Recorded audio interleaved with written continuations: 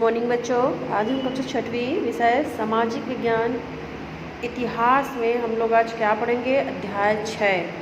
ठीक है, अध्याय 6 में क्या दिया है देखो।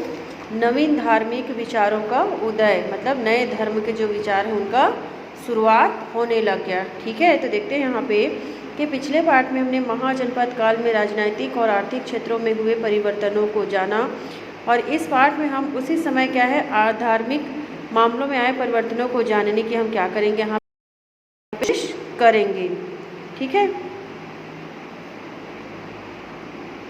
आज से लगभग 26 वर्ष पूर्व समाज में और उस वक्त प्रचलित वैदिक धर्म में कई तरह की बुराइयां आ गई थी और वैदिक धर्म काफ़ी खर्चीला हो गया था।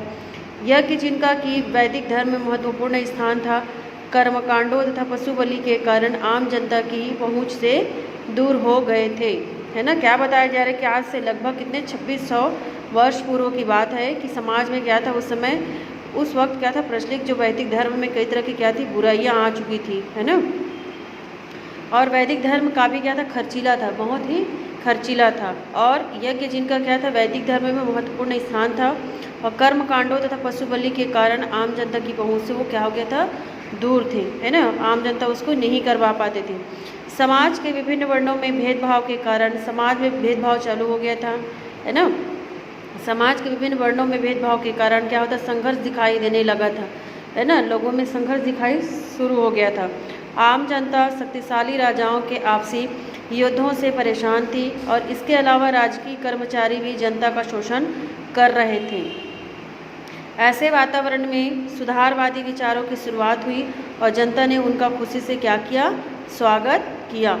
सबसे पहले वैदिक धर्म में कर्मकांडों से अलग ऐसे मुद्दों पर विचार शुरू हुआ जिनसे आम आदमी रोजाना क्या था, जूझता था। है ना, क्या यहाँ बताया जा रहा है कि सबसे पहले क्या वैदिक धर्म के जो कर्मकांड के मुद्दे थे वही शुरुआत हुई, और जिनसे आम आदमी क्या है उसे जूझता था रोज। है ना, जैसे क्या था, मनुष्य मरने के बाद कहाँ जाता है, आत्मा क्या होती है, मोक्ष किस प्रकार प्राप्त हो सकता है आदि। इन मुद्दों पर इस समय जो विचार उभरे वे पहले के विचारों से काफ़ी सरल थे। इन नए विचारों का संकलन उपनिषदों में किया गया है। इसी समय वैदिक परंपरा से अलग आडंबर विरोधी कई नए धर्मों की भी शुरुआत हुई। इनमें जैन और बौद्ध धर्म प्रमुख थे। है ना, आडंबर के खिलाफ का दो और जो धर्म है वो उभर कर सामने आए, जो थे जैन और बौद्ध। आइए हम इन दोनों धर्मों के बारे में थोड़ा विस्तार से जाने, मतलब इन दोनों धर्म जैन धर्म और बौद्ध धर्म के बारे में विस्तार से यहाँ पे जाने। स्वामी महावीर एवं जैन धर्म की शिक्षाएं क्या कहती, देखो। जैन धर्म के महापुरुषों को तीर्थकर कहा जाता था। है ना, जो जैन धर्म के महापुरुष होते थे उसको क्या कहते थे, तीर्थकर। और स्वामी महावीर 24वें तीर्थकर थे। उन्होंने जैन धर्म को नया स्वरूप प्रदान किया। स्वामी महावीर का जन्म 540 ईसा पूर्व में वैशाली के निकट हुआ था। इनके पिता का नाम सिद्धार्थ तथा माता का नाम त्रिशला देवी था। इनके बचपन का नाम क्या था, वर्धमान। और 30 वर्ष की उम्र में वर्धमान ने अपने बड़े भाई की आज्ञा प्राप्त कर संन्यास धारण किया, और 12 वर्ष की कठोर तपस्या के बाद उन्हें कैवल्य अर्थात सच्चे ज्ञान की क्या हुई, यहाँ पे प्राप्ति हुई।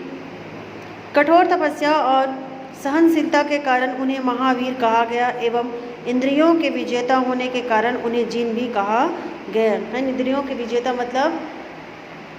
मतलब क्या था, वो सभी प्रकार के लालच भय इस सारे चीज़ों से वो मुक्त हो चुका था। है ना, वो सब को छोड़ चुका था। है ना, और उससे वो विजय प्राप्त कर चुका था। है ना, और 72 वर्ष की आयु में पावापुरी नामक स्थान में उनका निर्वाण हुआ, मतलब क्या हुआ, उनकी मृत्यु हुई। ठीक है, निर्वाण का मतलब होता है मृत्यु। ठीक है, आप देखते हैं यहाँ पे जैन धर्म की शिक्षाएं क्या क्या थी, देखो। जैन धर्म के अनुसार मनुष्य को अपने जीवन में त्रिरत्न यानी 3 रत्नों को प्राप्त करने की कोशिश करनी चाहिए। वे त्रिरत्न पंचमहाव्रत यानी 5 व्रतों के पालन करने से ही प्राप्त हो सकता है, जिनका पालन करने से मनुष्य को ज्ञान तथा निर्वाण यानी जन्म मृत्यु से मुक्ति भी प्राप्ति होती है। इन त्रिरत्नों में पहला था सत्य और असत्य का ज्ञान होना। है ना, सबसे पहला क्या था, सत्य और असत्य का ज्ञान होना, सम्यक ज्ञान। दूसरा था सच्चा ज्ञान यानी सम्यक दर्शन, और तीसरा था उस अच्छा कार्य करना और गलत कार्य को त्यागना, सम्यक चरित्र।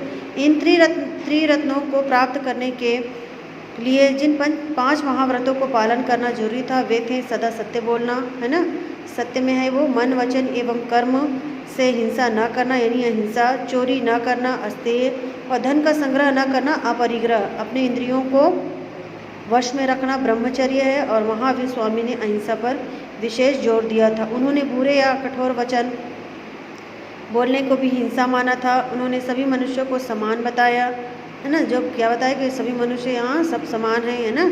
और जैन धर्म के सिद्धांतों को आगम ग्रंथों में संग्रह किया गया है। उनके उपदेशों से प्रभावित होकर बहुत से लोगों ने जैन धर्म को अपनाया और भारत में दूर दूर तक इस धर्म का प्रचार हुआ।